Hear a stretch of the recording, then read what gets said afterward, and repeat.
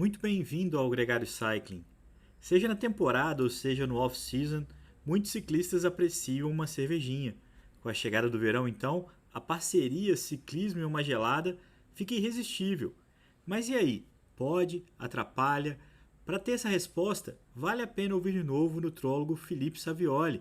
Numa das grandes participações dele com a gente aqui no podcast, ele fala sobre a dieta, incluindo uma cervejinha de vez em quando. Se liga porque é um papo muito legal que começa agora.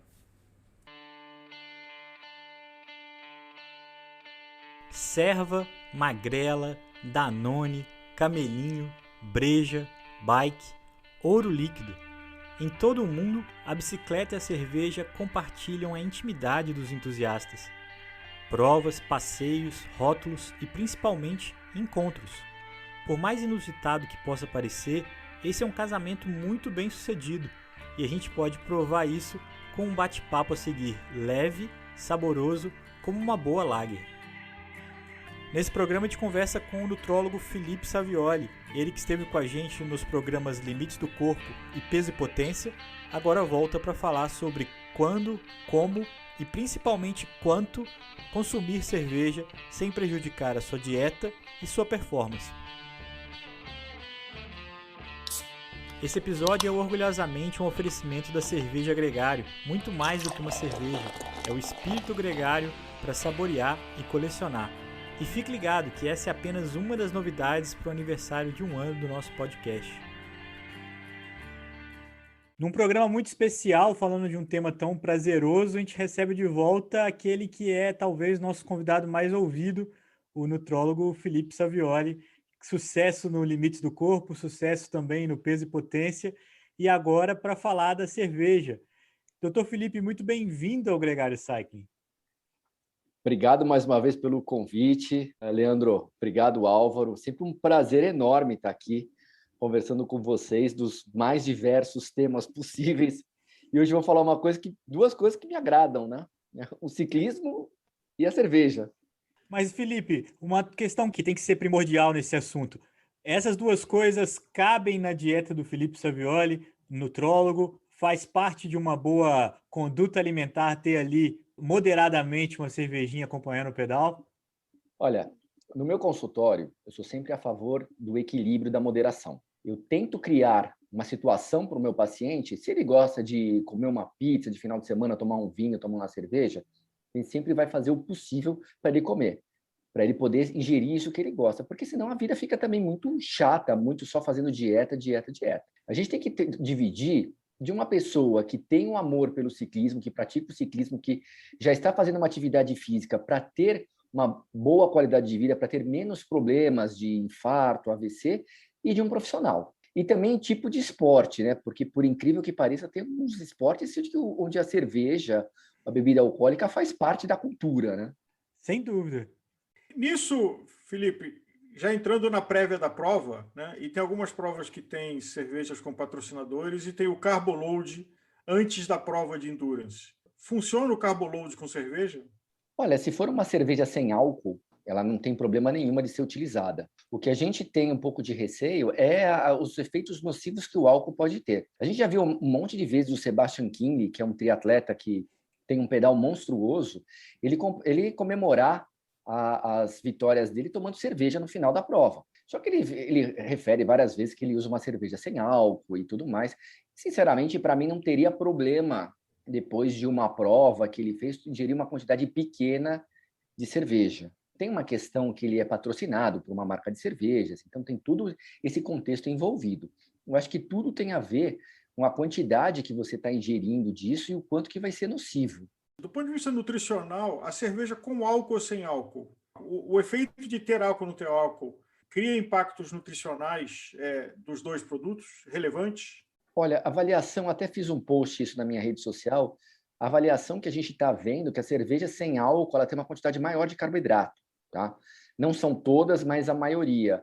Então você acaba trocando, achando, estou perdendo o álcool da cerveja e não vai fazer tão mal, mas algumas vezes ela tem uma quantidade de carboidrato um pouco maior e pode até se tornar mais calórica, dependendo da quantidade de carboidrato que tem. A gente sabe que 1 grama de álcool tem 7 calorias, uma grama de carboidrato tem 4, mas se essa relação entre o aumento de carboidrato for muito maior do que foi diminuído de álcool, ela pode sim se tornar mais calórica e propiciar o ganho de peso. Quais são os limites diários de um consumo de cerveja que está dentro de um parâmetro aceitável socialmente falando? Olha, a Organização Mundial da Saúde fala em torno de 30 gramas. Uma dose de uísque tem praticamente isso, uma dose de vodka tem praticamente isso, uma lata de cerveja tem em torno de 17, 18 gramas, te permitiria tomar uma lata e meia por dia sem ter efeitos nocivos. E quais são esses efeitos, tá? Nocivos que poderiam ter do álcool? Ele pode atrapalhar um pouquinho a parte de contração muscular. Ele mexe, para a gente contrair a musculatura, a gente tem uns canais de cálcio que eles saem, entram de determinados lugares, eles podem atrapalhar um pouquinho essa entrada e saída. Ele pode atrapalhar na termorregulação. O que é isso? Na parte de controle de temperatura. Por quê? Porque a cerveja, o álcool, ele é diurético. Se a gente dá 1 grama de álcool, normalmente aumenta em 10 ml o seu volume de urina. E se você está perdendo água, que é o teu radiador, para controlar, como é que funciona esse radiador? Você faz atividade física, você quebra uma molécula que a gente chama de ATP, só que o problema é quando você quebra esse ATP, 75% dele é calor e 25% só por cento é energia. E até interessante porque tem alguns estudos que a maior eficiência que você tem em produção de energia é um homem em cima de uma bicicleta, né? Em vez de ser 25%, você chega até 33%. Nada é mais efetivo do ponto de vista biológico do que um homem em cima de uma bicicleta, né? E aí, quando você faz atividade física, você tem que controlar esse calor, e esse calor você controla como? Você controla de várias formas, de 4 formas, basicamente, mas a mais importante é jogando o suor em cima da pele e esperando ele evaporar. Lembrando que ele só é efetivo em controle da temperatura quando ele evapora. Associado a isso, o álcool é vasodilatador. Então, ele aumenta o calibre do vaso. Então, não bastasse você estar perdendo água, você está vasodilatando. Isso você pode ter algum problema com a sua a pressão sanguínea, né? Você pode ficar um pouco tonto, você pode estar com a pressão baixa, etc., né? Além de ser hipercalórico. Então, para uma pessoa que está tentando controlar o peso, está ingerindo um álcool, vamos botar um exemplo. 1 grama de carboidrato tem 4 calorias, 1 grama de proteína tem 4 calorias, 1 grama de gordura tem 9. Aí, onde que entra o álcool? 1 grama de álcool tem 7 calorias, né? Então, é uma ingestão calórica considerável, considerável. E, para terminar, o que eu tenho mais receio dentro do ciclismo, diminuição do reflexo. Porque muitas vezes a gente está andando em pelotão, principalmente ciclista de estrada, né? Às vezes o triatleta nem tanto, mas muitos triatletas treinam em pelotão também. E a gente sabe que tá um atrás do outro, e onde meio segundo pode fazer diferença. Então, ele, por diminuir essa parte do reflexo, ele iria proporcionar uma maior chance aí de ter algum acidente. Doutor Felipe, eu acho que essa é a questão que eu queria tocar a seguir, porque imagina uma situação em que um ciclista competitivo ou um ciclista recreacional vai pedalar no dia seguinte, um deles com mais compromisso e o outro com menos compromisso. Qual é a recomendação para eles na noite anterior em relação ao consumo de uma cerveja socialmente falando?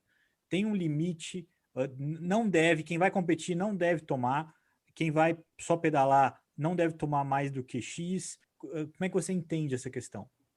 30 gramas eu acho suficiente para ingerir de álcool. Uma lata de cerveja tem 17 gramas. Eu acho que se o ciclista amador ele quiser tomar uma cerveja assim, a cada 3, 4 dias, querer tomar uma cerveja e meia antes de um pedal longo, do meu ponto de vista, não tem problema nenhum. Não vai comprometer a performance dele, desde que ele tenha uma dieta regrada, ele tenha uma boa alimentação, desde que ele não esteja desnutrido, do ponto de vista de para quem vai pedalar muito durante uma intensidade muito grande num período muito prolongado. Então, isso não vai fazer diferença. Então, o cara está comendo direitinho, está ingerindo a quantidade de proteínas, carboidratos, gordura dele, está se cuidando, tal. Quer tomar uma taça de vinho antes, não tem problema nenhum na véspera, não tem problema nenhum. Agora, se ele já não está fazendo as coisas direito, ele está se alimentando mal, um monte de comida com qualidade ruim.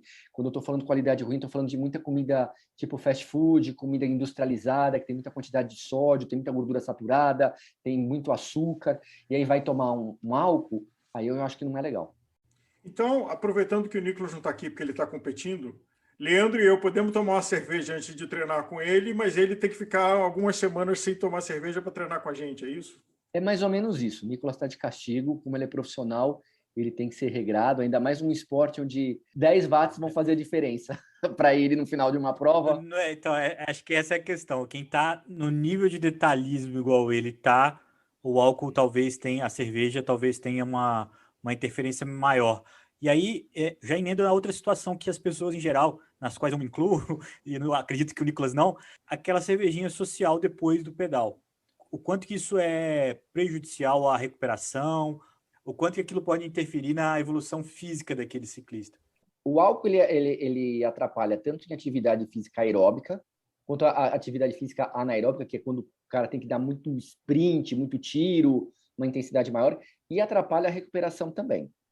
Então vamos pensar, vamos fazer um pedal nós três.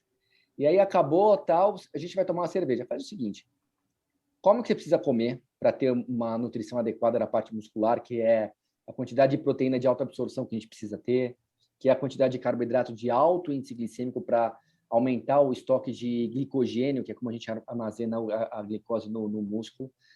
E aí toma uma cerveja. E não tem problema, que a gente já, de certa forma, protegeu que a gente tinha que fazer essa recuperação. Agora, eu jamais pensaria em, por exemplo, um cara que está no Tour ou no Giro, o cara tomar uma cerveja e tem mais 15 etapas nos próximos 16 dias para treinar, porque vai comprometer ele no dia seguinte. Felipe, essa janela tem alguma coisa a ver com a janela de glicogênio dos 90 minutos? Então, assim, consumir uma cerveja só depois dos 90 minutos? Tem alguma parametrização, referência? Olha, é uma pergunta boa isso, Álvaro. A gente gostaria mesmo de saber, porque tem poucos trabalhos a respeito disso. Mas se a gente puder esperar pelo menos 1 hora, 60 minutos, é o mais adequado. Por quê? Porque você acabou o seu exercício físico. Você, de certa forma, você tem muitas células musculares lesionadas, né? Essa lesão não é uma lesão que pode ser do mal. Se ela for bem tratada, bem nutrida, ela vai se recuperar, ela vai ficar mais forte e você vai pedalar melhor. Agora, se você teve essa lesão e só depois que já tem nesses minutos seguintes, assim que a gente pode falar, que são primordiais, você maltrata mais ela, então a chance dela ter uma boa recuperação é menor. Então, se a gente puder, pelo menos esperar 1 hora e fazer uma boa alimentação, tomar um suplemento de carboidrato com proteína, ou um whey protein, um carboidrato que você goste, alguma coisa assim, aí você faz essa nutrição, preserva essa parte muscular e depois você vai e pode tomar sua cerveja, até porque você não vai ter problema de reflexo, a não ser que você vai pegar o carro, né? Então, você não vai pedalar de novo e causar um acidente. Eu tenho uma placa e 7 parafusos da minha clavícula por causa de bicicleta, né? Então, dói. Quando caí, dói e fui operado no mesmo dia. Mas teve cerveja ou não? É cerveja. Teve cerveja nessa placa? Não teve. Teve só dor mesmo, assim, sabe? Porque eu caí em cima, eu fui ejetado da bike e eu caí. Então a minha clavícula ela desceu, ela foi para a parte do pulmão, aqui, em 2013, isso aí lá no final da ciclovia, lá, perto lá da Zona Sul. Então, assim, acabou meu treino. Eu não tenho mais problema de reflexo, não vou pedalar mais. Eu não tenho problema de termorregulação a princípio, porque eu não estou fazendo mais atividade física e eu estou fazendo uma hidratação, que eu estou tomando um shake lá com carboidrato, proteína e mais os fluidos, que é a água. Eu não tenho problema disso. A parte neuromuscular não está sendo tão exigida mais porque eu já estou em repouso, então não tenho mais aquela parte de contração muscular. O que iria interferir um pouquinho é na parte metabólica, que interferir é que ele poderia me dar uma hipoglicemia, e aí, olha que contradição, eu como um carboidrato de alto índice que aumenta a sua glicemia muito rápido, tá? Então, eu tomo um carboidrato de alto índice para justamente ter aquele alto índice glicêmico, muito açúcar do sangue, porque ele vai virar glicogênio muscular, e eu tomo álcool que vai me abaixar a glicemia. Então, eu estou competindo, né, um com o outro. E a parte calórica que eu tenho que ver, que eu tenho que tomar conta do meu corpo, porque a gente sabe que no ciclismo a relação peso-potência faz muita diferença, né? Então, estar ingerindo mais calorias do que eu estava precisando aí, pode me ganhar um peso extra e me comprometer também, não só do ponto de vista direto, mas indireto do ganho de peso. E quando a gente fala sobre isso, doutor Felipe, a gente está falando de qualquer tipo de cerveja, ou existe, né, nutricionalmente algumas diferenças entre as escuras, as claras, o chopp? Eu imagino que caloricamente tem pelo percentual alcoólico, né? Já que cada grama de álcool é uma caloria, são 7 calorias, uma cerveja com mais álcool, ela tende a ser mais calórica. Exato, ela tende a ser mais calórica. Você pega uma IPA, eu gosto de IPA, né? Acho que uma cerveja deliciosa. Ela é um pouquinho mais encorpada, ela tem um pouquinho mais de caloria, ela tem um pouquinho mais de álcool, né? Tem aquele amargor gostoso da cerveja e tal. Então, é que assim, também eu não vejo... por outro lado, quem gosta de IPA geralmente não toma litros e litros de IPA, como às vezes vai numa Pilsen, numa Lager, que é uma coisa mais refrescante, uma coisa mais leve e tal. É difícil de ver um cara que tomou 10 garrafas de IPA, né? É uma coisa mais para saborear do que propriamente para ficar refrescando e ficar fazendo, às vezes, um evento social, né? Mas eu já peguei cervejas, uma vez eu tomei uma cerveja dinamarquesa que ela tinha acho que 9 ou 10% de álcool, que quase é praticamente o dobro do que as cervejas normais, tradicionais têm. Então, vai variar muito de cerveja para cerveja, mas é fato que todas têm álcool, né? Daqui a gente está falando de cervejas alcoólicas, e todas, de certa forma, vão impactar. A cerveja sem álcool, do ponto de vista nutricional, ela seria até interessante você tomar depois do treino. Porque como ela tem muito carboidrato, né? E carboidrato de alto índice, que, mais uma vez, alto índice aqui aumenta a tua glicemia muito rápido, ela ia aumentar esses estoques de glicogênio e recuperar a musculatura mais rápido. Então, de certa forma, a cerveja sem álcool seria uma opção válida para você tomar depois do treino. Eu tinha um amigo que falava que a cerveja era o pão líquido. A cerveja sem álcool tá mais perto desse caminho de tornar essa frase verdadeira? Eu fiz um post justamente falando disso, que é quantos pães líquidos você tomou no último churrasco de cerveja sem álcool, porque é bastante, assim, um pão, você tem aí 30 gramas de carboidrato e uma lata de cerveja também, você tem isso. Se você tomou 4 cervejas, é a mesma coisa que ter comido 4 pães franceses, né? Ainda sob o aspecto nutricional, a temperatura faz diferença? Por exemplo, nós temos hábito de beber cerveja gelada e vários países do hemisfério norte têm hábito de beber cerveja quente, né? Ou a temperatura ambiente. Apesar que a temperatura ambiente lá, às vezes, já é frio de qualquer forma. Ela vai interferir só na velocidade de absorção. Então, a sua cerveja que a gente tomou gelada aqui, ela vai precisar ir... Se ela tivesse numa temperatura mais quente, ela ia absorver mais rápido. Esse álcool ia cair mais rápido na circulação. Enquanto que ela mais gelada, ela demora um pouco para esquentar, então a absorção dela é um pouquinho mais lenta. Mas isso não quer dizer que você deixou de absorvê-la, tá? Ela só demora um pouco mais para absorver. Tá, é só um processo de tempo do organismo, mas o impacto calórico e nutricional é exatamente igual. Isso é uma questão que a gente pode ficar discutindo horas aí. Porque é fato que algumas pessoas comem e não engordam. E é fato que algumas pessoas comem pouco e têm uma tendência a ganhar peso. Isso ninguém discute mais. Se você olhar para uma pessoa acima do peso e já taxar de alguma forma pejorativa, preconceituosa, hoje é de uma certa forma ignorância. Tem pessoas que estão acima do peso porque comem bastante? Sim, mas tem pessoas que têm uma tendência genética a engordar. E aí a gente vai entrar em inúmeras possibilidades. Uma das possibilidades que eles levantam é que algumas pessoas têm uma capacidade de absorção de nutrientes menor no intestino. Tem uma série de situações que eles estão avaliando isso.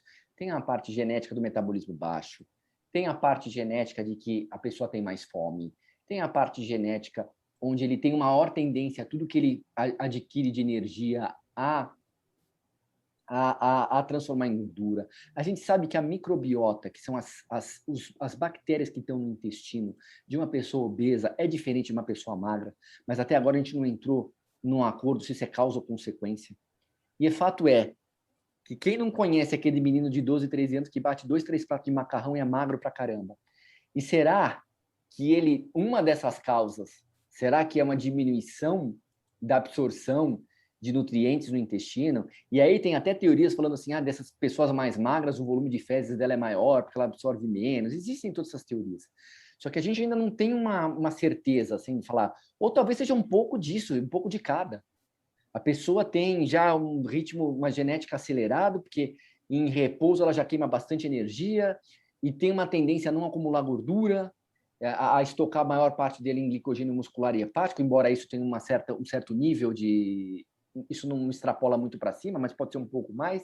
Ele já absorve menos quantidade de energia no intestino. Então, Álvaro, eu vou ficar te devendo essa resposta e eu quero muito que alguém ache essa resposta, porque a gente vai conseguir tratar de uma forma muito mais adequada quem está com excesso de peso. Eu acredito muito em pacientes que chegam para mim no consultório e falam que não comem muito e estão acima do peso. Eu sei que alguns deles estão mentindo, tá? Mas eu sei que alguns estão falando a verdade. E a gente precisa entender melhor como o nosso corpo funciona. Felipe, já que a gente está chegando no final do programa e pode ser que algum ouvinte esteja ouvindo à noite, qual é o bom intervalo entre o consumo de álcool e uma cerveja ou um vinho antes de dormir? Olha, é muito individual essa pergunta. Para uma pessoa que tem refluxo e tem uma situação, uma alteração anatômica, que tem uma hernia de hiato, alguma coisa, eu não aconselharia ele tomar álcool com uma quantidade. Eu aconselharia tomar uma quantidade pequena e pelo menos umas 3, 4 horas antes de dormir. Mas eu acho que você fazendo umas 2 horas antes de dormir não tem problema nenhum. Entre 2 horas e 1 hora, né? Normalmente uma digestão de um alimento na forma líquida demora 1 hora, de alimento sólido de 2 a 3 a 4 horas. Então, sendo líquido, 1 hora. Agora, se ele ingerir com muita quantidade de alimentos sólidos, aí isso pode aumentar um pouquinho. Eu colocaria 2 horas. Muito bem, doutor Felipe, muito obrigado. Acho que está na hora da saideira, tomar uma gelada. Brincadeira. 2 horas antes da cama. 2 horas antes da cama. E eu acho que, Leandro, programar. sempre lembrando, né? Consumo de álcool moderado, nunca use álcool e conduza qualquer tipo de veículo com 4 rodas e muito menos com 2 rodas, e separar bem, porque as duas coisas bem separadas são muito divertidas. Sem dúvida que são. Eu acho que essa é a tônica do programa. Eu acho que muita gente convive bem com essas duas coisas e vai estar muito melhor informada a partir de agora dessa conversa. Doutor, muito obrigado mais uma vez pelos esclarecimentos de 2 temas tão relevantes para o mundo ciclístico. Poxa, eu que agradeço. Para mim é um prazer enorme estar aqui no Gregário. Quando quiserem, pensarem, podem contar comigo. O convite já está aceito. E mais uma vez, obrigado e boa noite a todos.